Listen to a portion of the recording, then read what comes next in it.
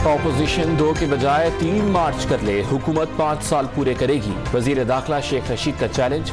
शहबाज शरीफ को वजीर आजम के लिए सुहाना ख्वाब करार दे दिया। अप्रैल में मईशत बेहतर होने का दावा, मरीज ना जाता तो 30-40 अमवात होती। मीडिया से गुफ्तगू।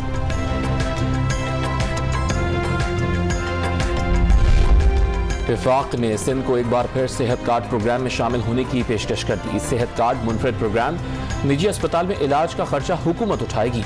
फवाद चौधरी की प्रेस कॉन्फ्रेंस।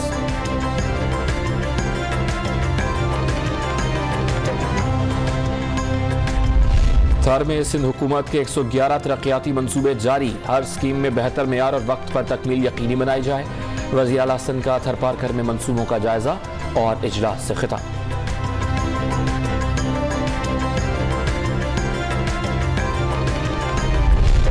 कराची में कोरोना वायरस बेकाबू होने लगा। मुस्बत केसेस की शरह 39% से भी बढ़ गई।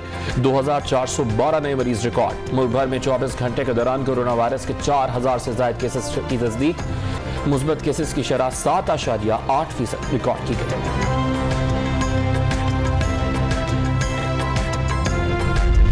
कराची में सूबा सिंध के नए बल्दियाती कानून के खिलाफ जमात इस्लामी का धरना जारी। आज तमाम अजला से रैलियां निकालने और शारा फैसल बंद करने का ऐलान। और 8 रोज बाद मरीज सयाहों के लिए खोल दिया गया। शाम 5 बजे से सुबह 5 बजे तक सयाहों की दाखिले पर मुकम्मल पाबंदी होगी। रोजाना 8000 गाड़ियों को दाखिले की इजाजत होगी। माल रोड पर सयाह चहलकदमी करते और मौसम से लुत्फ अंदोज होते दिखाई दिए।